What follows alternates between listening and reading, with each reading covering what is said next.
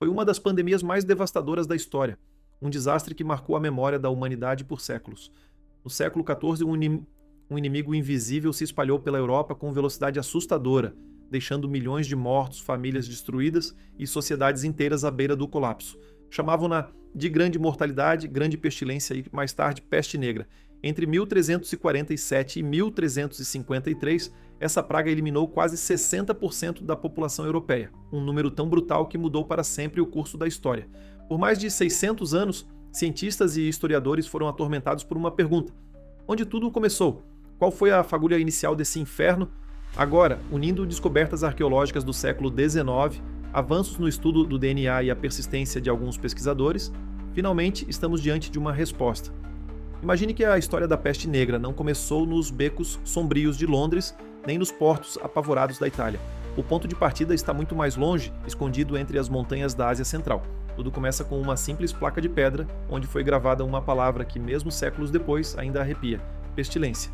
Mas antes de mergulharmos nessa descoberta impressionante, já aproveito para pedir: se você gosta de conhecer os mistérios que mudaram o rumo da história da humanidade, inscreva-se aqui no canal e ative o sininho. Assim você não perde nenhum dos próximos vídeos. Agora sim, vamos voltar no tempo. No verão de 1886, um grupo de arqueólogos russos estava escavando dois pequenos cemitérios perto de uma vila chamada Karadzigot, às margens do lago Issyk-Kul, no atual Quirguistão. Ali ficava um antigo assentamento cristão nestoriano, parte da famosa Rota da Seda. Entre os túmulos que eles abriram, encontraram várias lápides de pedra datadas de 1338 e 1339. Isso por si só já seria curioso, mas havia um detalhe ainda mais importante. Algumas lápides tinham inscrições em siríaco antigo mencionando que aquelas pessoas haviam morrido de pestilência. Esse termo na Idade Média não significava uma doença específica, mas sim qualquer epidemia terrível que pudesse destruir comunidades inteiras. Naquele período, ninguém sabia ao certo o que tinha acontecido ali. Os arqueólogos anotaram tudo, registraram e enviaram os restos mortais para a Rússia, onde ficaram guardados por mais de um século em um museu de São Petersburgo. E então caíram no esquecimento. Foi só muitos anos depois que um historiador chamado Philip Slavin, da Universidade de Stirling, na Escócia, se deparou com esses antigos registros. Pesquisando sobre a peste negra, ele percebeu algo estranho. Entre 1338 e 1339, mais de 118 pessoas daquela comunidade morreram e várias lápides mencionavam claramente a pestilência. Isso não podia ser coincidência. Parecia o início de uma crise de mortalidade gigantesca. Slavin estava convencido de que poderia estar diante do marco zero da peste negra, mas havia um problema. Convicção não é prova, ele precisava de ciência, precisava de DNA. E é aí que entram os paleogeneticistas do Instituto Max Planck, na Alemanha. Eles já vinham investigando a origem da peste e montando uma espécie de árvore genealógica da bactéria responsável, a Yersinia pestis. Ao analisar centenas de amostras antigas e modernas, eles perceberam que, por volta do século XIV, essa bactéria passou por uma espécie de explosão evolutiva, dando origem a 4 linhagens diferentes. Uma delas foi a responsável pela peste negra que devastou a Europa por séculos. Mas onde exatamente surgiu a linhagem ancestral? A mãe de todas. Foi então que a colaboração com os russos trouxe a chave.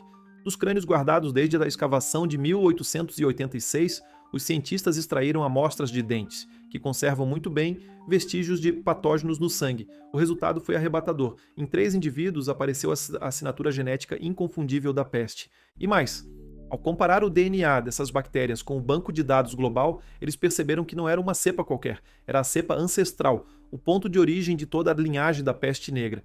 Ou seja, aquele pequeno cemitério no Quirguistão foi, de fato, o epicentro da tragédia que mudaria o destino da humanidade. Mas como exatamente esse surto local se transformou numa pandemia que atravessou continentes? A explicação está na própria natureza da região. As montanhas ao redor do lago Issyk-Kul são um reservatório natural da peste, onde roedores selvagens convivem com a bactéria há séculos.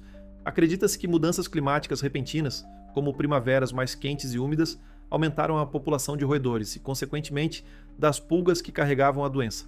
Em algum momento, o contato entre humanos e esses animais, ou talvez durante a caça, abriu caminho para a transmissão, e a última peça do quebra-cabeça estava no comércio. Os túmulos mostraram que aquelas pessoas tinham contato com bens vindos de terras distantes, desde moedas do Irã até pérolas do Oceano Índico. Eram comerciantes da Rota da Seda. Provavelmente suas caravanas transportaram ratos infectados e pulgas sem que ninguém percebesse. Aos poucos, de cidade em cidade, a peste percorreu mais de 3.500 quilômetros até chegar à Crimeia, em 1346. Foi ali, durante o cerco à cidade de Cafa, que ocorreu um dos primeiros exemplos de guerra biológica. Soldados mongóis catapultaram cadáveres infectados para dentro das muralhas. Pouco depois, navios genoveses levariam a doença para a Europa, onde encontrou o cenário perfeito: cidades lotadas, pouca higiene e uma grande população de ratos. E assim, de uma pequena comunidade esquecida nas montanhas, a peste se espalhou e mudou para sempre o curso da história humana. Obrigado por acompanhar este vídeo.